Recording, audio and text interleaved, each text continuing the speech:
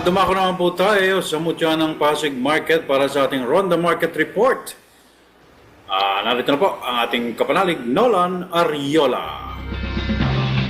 Maraming salamat mga kapanalig, Nanay Ging at Father Nono. Narito ang presyo ng mga pangulang bilihin sa mutya ng Pasig Mega Market sa pakipagtulungan ng Administration Office. Sa presyo ng local rice na tiling 40 pesos, ang pinakamurang bigas sa pamilang ito, special rice 48 hanggang 54 pesos. Sa presyo ng kaling baboy, kasim 330 hanggang 340, liempo 390 hanggang 400, manok 180 hanggang 200.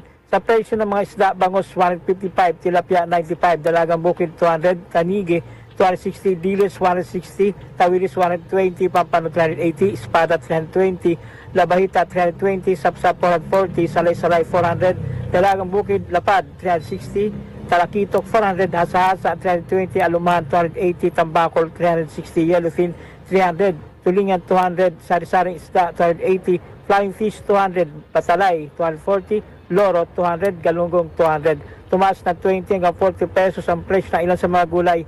Sibuyas sa pula 100 hanggang 120, sibuyas sa puti 80 hanggang 100, bawang 160 hanggang 180, kalamansi 70 hanggang 80, luya 180 hanggang 200, patatas 120 hanggang 140, carrots 120 hanggang 140, bagyong beans 140 hanggang 160, peche bagyo 80 hanggang 100, sayote 70 hanggang 80, kalabasa 70 hanggang 80, sitaw 140 hanggang 150, ampalaya 100 hanggang 120, talong 70 hanggang 80, peche Tagalog 100 hanggang 120, siling pula 180 hanggang 200, repolyo 100 hanggang 120, tumaas ang presyo ng broccoli 250 hanggang 280 sa dating 120, sayote 70 hanggang 80, kamatis 90 hanggang 100. Sa liquefied petroleum gas o LPG, nagkakalaga na ito ng 1,222 pesos sa dating 1,350 pesos kada 11 kg cylinder.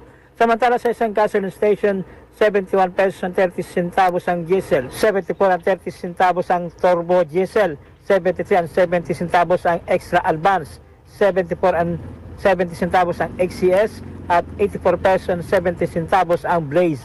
Sa ngayon na natiling mataas ang presyo ng mga pangunahing bilihin ng petrolyo, sa panong parang ka nagbabudget, sir? I-adjust ko yung budget ko para pumasok sa budget. Kasi pag hindi, kapusin. Kakapusin ka sa budget. Ano naman po ang kahilingan mo sa pamahalaan? Parang sila nag-away-away ng asin. Hindi ka naman yung pakiking sa mga yan. Kasi gusto sila sa, nag-away-away. Yan ang damdamin anawim ni Dan. Ang Immaculate Conception Cathedral ang pinakamalapit na simbahan sa mutya ng Pasig Mega Market. Ang lagyan pala ng simbahang Katolika na huwag kang mangamba sa kakulangan o kawalan mo ngayon sapagkat kung may pananalig ka ay ang Diyos ang pupuno sa lahat ng kailangan at kawalan mo. Para sa Veritas 846 ang radyo ng simbahan. Ako ang inyong kapanalig, Nolan Ariola, sumainyo ang katotohanan.